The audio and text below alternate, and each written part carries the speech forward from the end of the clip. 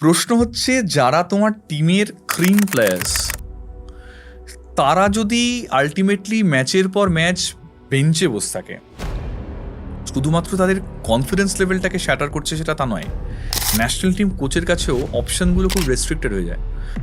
নেই। এটা কেন হচ্ছে? অতিরিক্ত বিদেশি খেলানোর জন্য? ইন্ডিয়ান ন্যাশনাল টিমে যখন কোচ হওয়ার কথা ছিল তখন জিকো আবেদন করেছিল। Right. If I'm considered the king of football, then without a doubt the prince is Zico.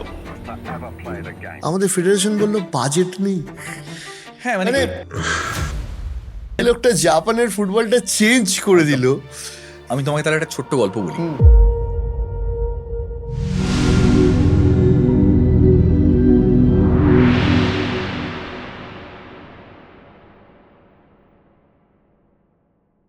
এই যে আমরা শুধুমাত্র ফুটবলের টেকনিক্স নিয়ে কথা বলি, কিন্তু এর বাইরেও যে ফুটবলে মানে ধরো একটা প্লেয়ার কিভাবে ফিট থাকবে, ভালো ফিজিও, এইগুলোও খুব ইম্পর্টেন্ট হয়ে যায়। মানে যখন তোমার টিমে আনোয়ার বা সাহাল আব্দুল সামাদের মতো প্লেয়ার রয়েছে যারা একটু ইনজুরি ফ্রিক, মানে একটু ইনজুরি প্রবণ যে সমস্ত প্লেয়ারগুলো, তাদেরকে প্রপারলি প্লেইং কন্ডিশনে রাখা এবং প্লেইং কন্ডিশনে নিয়ে আসা, এখানেও একটা ফিজিওদেরও গুরুত্ব থাকে।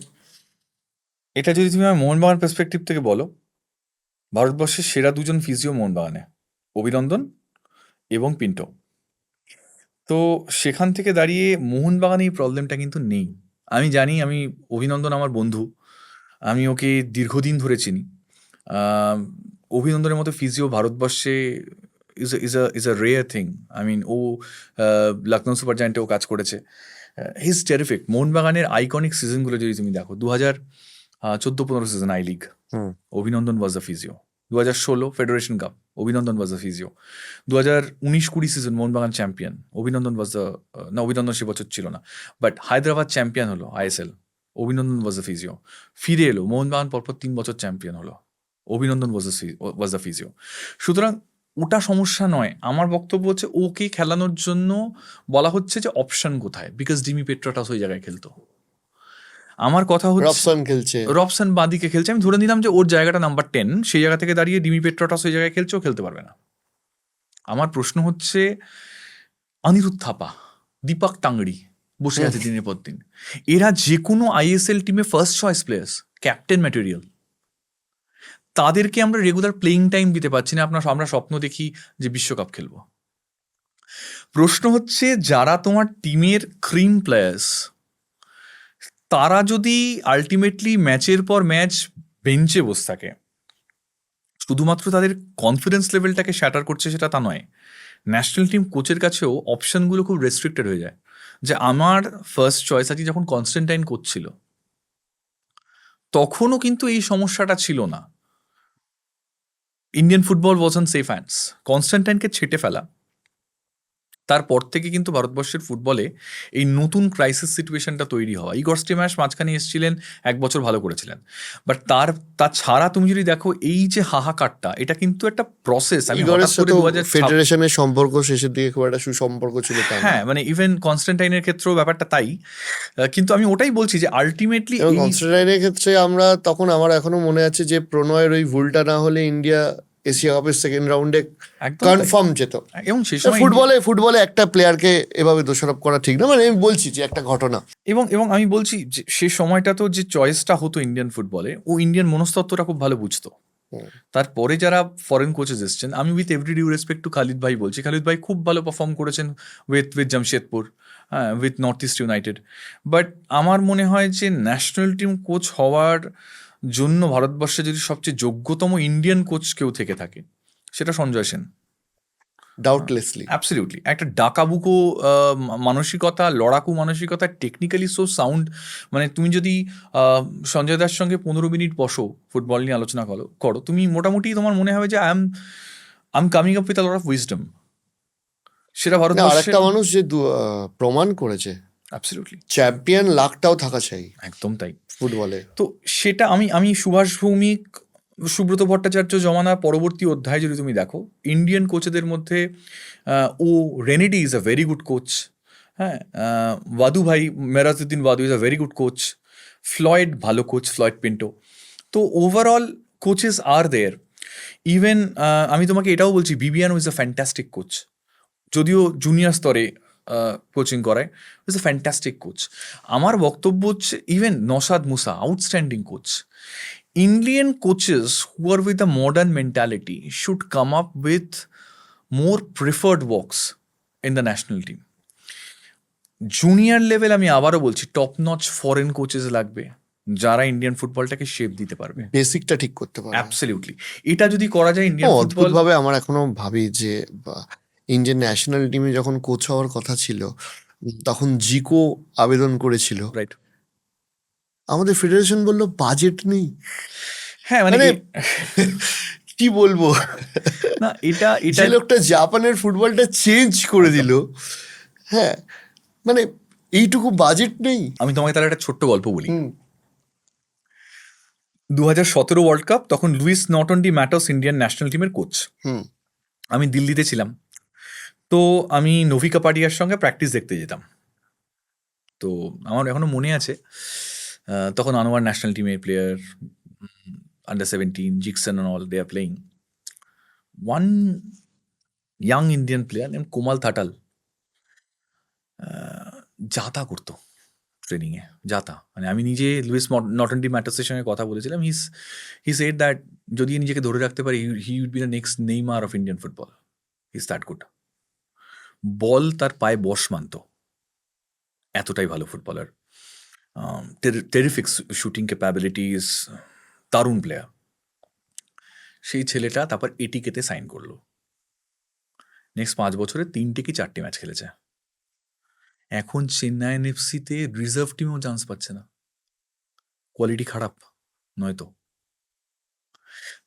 একটা কথা, ফিফার one of the famous projects catch them young, তার মেইন রিজনটাই ছিল তাকে ইয়াং অবস্থায় স্কাউট করো, নারিশ দেম, প্রিপেয়ার হেম। তোমার বাইরে যেতে হবে না, তুমি তোমার দেশের ক্রিকেটকে দেখো। অ্যাবসলিউটলি। সূর্যবংশীকে কোথা থেকে তুলে আনছে। অত দূরে যেতে হবে না। আজকে তুমি ভাবো না, আজকে ফিল ফর্ডেন বা আমি ব্রেথওয়েট বলো, হ্যাঁ, তো এদের মতো ফুটবলারদেরকে, তাকাফুসা কুবোর মতো ফুটবলারকে জাপান আন্ডার 17 স্তর থেকে উঠে আসার পর যেভাবে যত্ন করেছে, যেভাবে প্লেইং টাইম দিয়েছে, আমরা দিতে পেরেছি। ওদের দিচ্ছে তো আমাদের ফুটবলের থেকে বেশি কম্পিটিশন নয়। হুম ওরা পেরেছে, আমরা পারিনি, because it was their focus. Saint George's পার্কে আমার খুব ক্লোজ ফ্রেন্ড অ্যান্ডি কুপার, ওর সঙ্গে আমার রেগুলার কথা হয়। One of the fantastic youth development coaches England had ever produced. তো আমাকে অ্যান্ডি বলতো যে ওভারঅল ইংল্যান্ডের আন্ডার 14 লেভেল থেকে একেবারে সিনিয়র লেভেল অবধি প্রত্যেকটা টিম সেম ফর্মেশনে খেলে। Okay it's their football ecosystem. প্রত্যেকটা প্লেয়ারকে আলাদাভাবে এফএ থেকে ইনস্ট্রাকশন দেওয়া থাকে ক্লাবগুলোকে যে you have to give this much of playing time to this players. আমাদের দেশে কোথায়? আজকে ইংল্যান্ড 2010 ওয়ার্ল্ড কাপ অবধিও যদি আমি দেখি, সেকেন্ড রাউন্ডে আউট হয়ে গেছিল জার্মানির কাছে হেরে। হুম সেই ইংল্যান্ড তুমি 2015 থেকে তাদের সাকসেস স্টোরি দেখো, ইদার চ্যাম্পিয়ন, নাহলে সেমিফাইনালিস্ট, নাহলে রানার আপ, সব ধারাবাহিকভাবে। কেন? Because they have taken football seriously এবং ওরা মনে করেছে যে আমাদের কিছু চেঞ্জ করতে হবে। ওভারঅল এই পার্সপেক্টিভটা যতক্ষণ না পর্যন্ত, আমরা তো এখনো জানি না যে ভারতবর্ষের ফুটবল কবে শুরু হবে এই সিজনে। প্লেয়ার তো অনেক বা পরে হবে আসবে। কিনা, না, হবে ডেফিনেটলি। যেভাবে আইএসএলটা হলো এবছর, যাই হোক সবাই চেষ্টা করছেন হয়তো, কিন্তু ওই পন্থাটা যতক্ষণ না পর্যন্ত পারফেক্টলি আমরা আয়ত্ত করতে পারছি, একটা সিস্টেম আসছে, একটা ইকোসিস্টেম আসছে, একটা স্ট্রাকচার আসছে, ততদিন পর্যন্ত ভারতবর্ষের ফুটবল ওই খুঁড়োর গড়ের মতো নেক্সট 10 years 14 years তারপরে বিশ্বকাপ খেলবো, এরকম একটা খোয়াবের মধ্যেই থেকে যাবে। ওই ফুটবলটা এগোবে ভিশন না। 2050 এসেও ভিশন 75 বার করতে হবে তখন। একদম একদম। আমি এখনো বলছি তো, আমি একটা প্লেয়ার আছে, ইয়াং প্লেয়ার, তার নাম আফোভা সিং, এই মুহূর্তে ওডিশা এফসিতে রয়েছে। ও আমি যখন পাঞ্জাব এফসিতে ছিলাম ও ছিল। ছেলেটা India's one of the fastest footballers. 16 বছর বয়সে আই লিগ ডেবিউট করেছিল, 17 বছর বয়সে, আন্ডার কোচ কার্টিস ফ্লেমিং।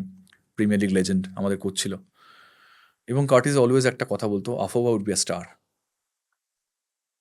সে আফোবা এখন লাস্ট 3টে সিজনে হয়তো মেরে কেটে 3টে ম্যাচ খেলেছে। That is a problem.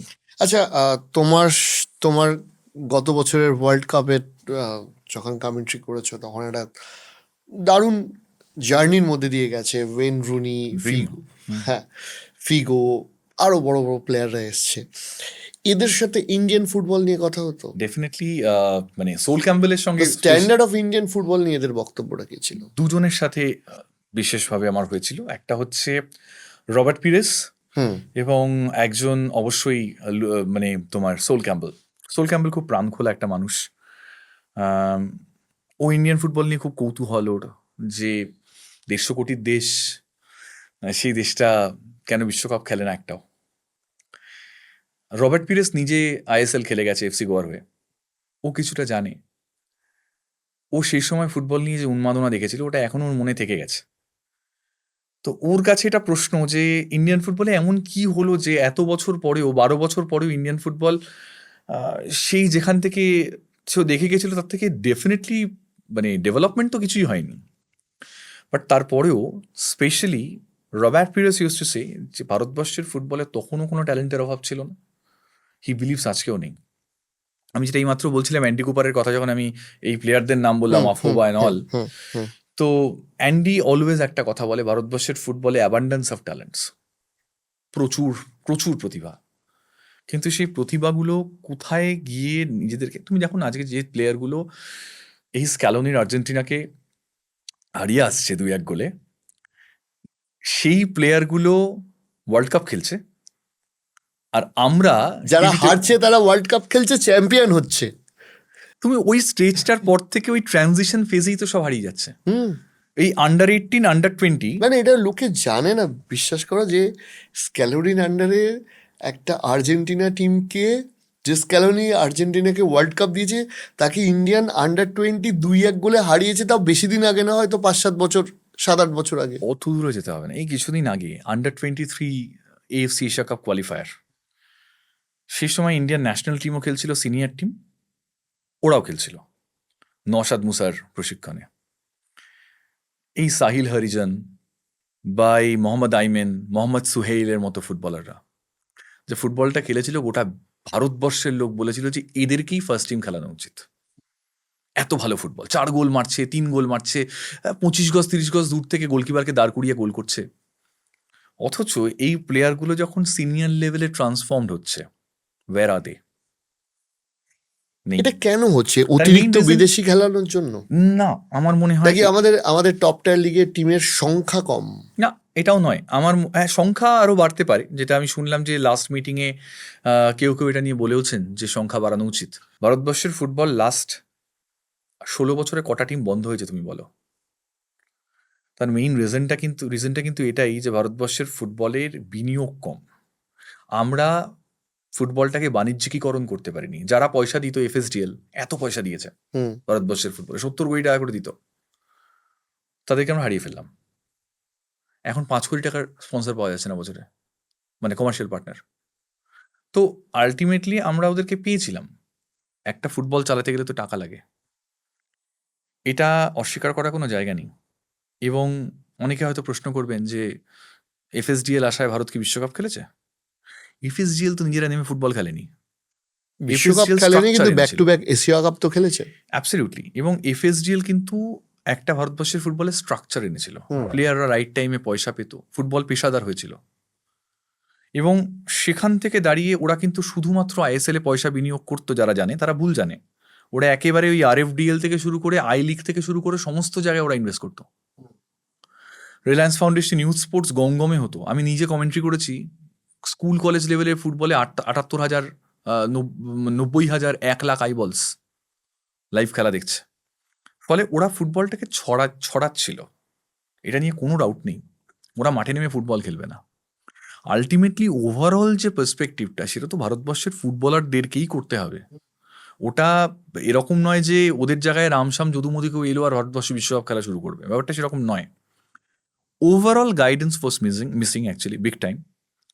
এবং একটা কথা আমার অস্বীকার করার কোনো জায়গা নেই, যে দেখো বিশ্বকাপ ফুটবলে তুমি যে মাত্র যে প্রশ্নটা করলে, ওয়েন রুনি অতটা ভাবিত নয় ভারতবর্ষের ফুটবলে কি হচ্ছে আর না হচ্ছে। হ্যাঁ, ও প্রচণ্ড রকমভাবে ওর ইংল্যান্ড প্রেমী এবং ওর জাতীয়তাবাদ ওরকমই ব্যাপার। লুইস ফিগো মানে প্রচণ্ড রকমেরই রিজার্ভড একজন ক্যারেক্টার, হুম, খুব বেশি কথা বলেন না। আমি এক এক করে আসবো। হ্যাঁ, তো বাট তুমি যদি ইন্ডিয়ান ফুটবল পার্সপেক্টিভে প্রশ্ন করো, তাহলে ডেফিনেটলি ইন্টারেস্ট সবচেয়ে বেশি ছিল লাস্ট ওয়ার্ল্ড কাপ। ইগর স্টিমাস আমাদের সঙ্গে কমেন্ট্রি টিমে ছিল, বাট সবচেয়ে বেশি মানে ইন্টারেস্ট ছিল হচ্ছে সোল ক্যাম্পবেল এবং রবার্ট পিরেসের, এটা নিয়ে কোনো ডাউট নেই।